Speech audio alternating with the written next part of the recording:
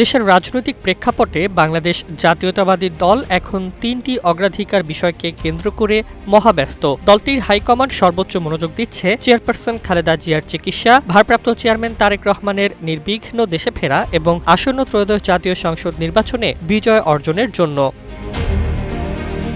৮০ বছর বয়সী খালেদা জিয়া বর্তমানে এভারকেয়ার হাসপাতালে চিকিৎসাধীন। তার শারীরিক অবস্থা স্থিতিশীল হলেও গুরুতর। দলের নেতারা তার দ্রুত আরোগ্যের জন্য দেশ বিদেশে দোয়া ও সাদকা করছেন, যা দলের ঐক্যের প্রতীক হিসেবে কাজ করছে।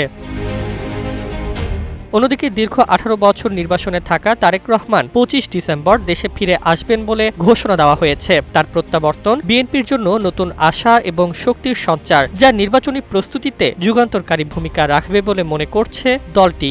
জীবন অবাক না করলে কে করবে? ২৮% মিল্ক ফ্যাটের অবাক করার সাথে ফ্রেশ মিল্ক পাউডার। জীবন অবাক করুক প্রতিদিন। ত্রয়োদশ জাতীয় সংসদ নির্বাচনে বিএনপি গণতন্ত্র পুনরুদ্ধারের শেষ লড়াই হিসেবে নির্বাচনকে গুরুত্ব দিচ্ছে। ২৭৫ আসনের প্রার্থীর নাম ঘোষণা হয়েছে এবং নতুন ভোটার ও তরুণদের আকৃষ্ট করতে সামাজিক মাধ্যমে প্রচার জোরদার করা হয়েছে। দলটি দ্রুত জনকল্যাণমুখী নির্বাচনী ইশতেহার চূড়ান্ত করতে কাজ করছে। তবে শরিক দলগুলোর সঙ্গে আসন সমঝোতা নিয়ে টানাপোড়েন চলছে, যা সমাধানে ১৭ ও ১৮ ডিসেম্বর বৈঠক আয়োজন করা হয়েছে। বিএনপি ভবিষ্যতে একটি শক্তিশালী সরকার গঠন করে গণতন্ত্র পুনঃপ্রতিষ্ঠার অঙ্গীকার নিয়ে এগিয়ে চলছে।